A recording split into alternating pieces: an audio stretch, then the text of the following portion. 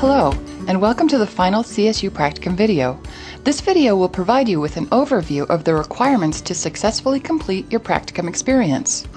Once your Practicum is approved, what are your responsibilities and your preceptor's responsibilities during the Practicum? It's your responsibility to monitor your outlined Practicum activities to make sure they are achieved and communicate with your preceptor should any challenges or questions arise. Communicate any necessary information with your preceptor or Practicum advisor regarding your ability to meet agreed upon goals and timelines. Be aware of all deadlines set by the preceptor or in the Practicum syllabus and plan work to meet those deadlines. During the Practicum, it's your preceptor's responsibility to serve as a mentor for you and be available to offer support and guidance and answer questions, provide support so that you can accomplish the agreed upon activities and tasks, provide constructive feedback on the work that you're doing and offer any suggestions for improvement.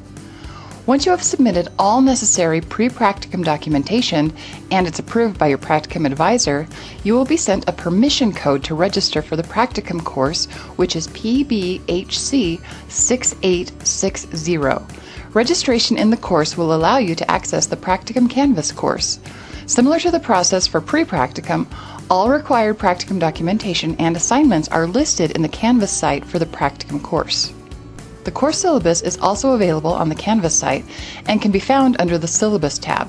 We recommend that you familiarize yourself with the information contained in the syllabus, including relevant deadlines. Now let's talk about the required assignments during your Practicum. All assignments can be found under the Assignments tab on the Canvas site.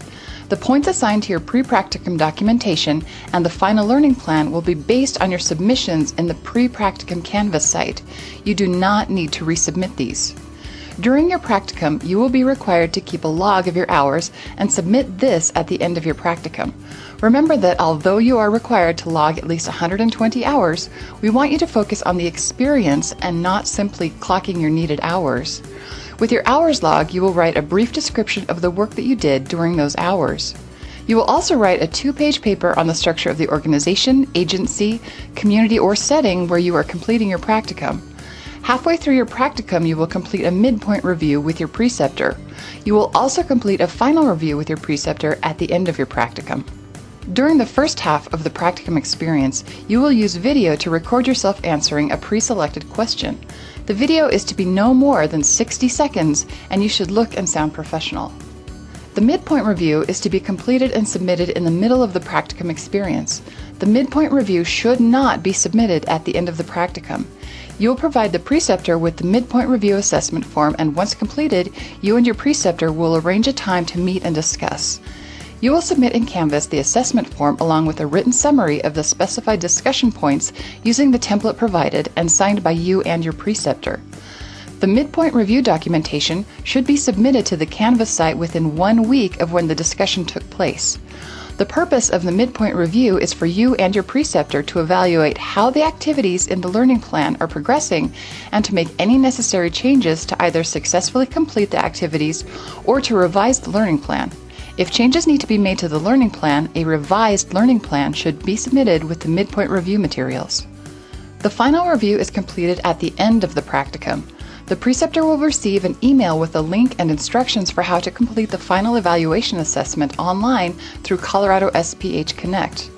After the preceptor has completed and submitted the evaluation, they will receive a link to their submission via email, which they can then print out.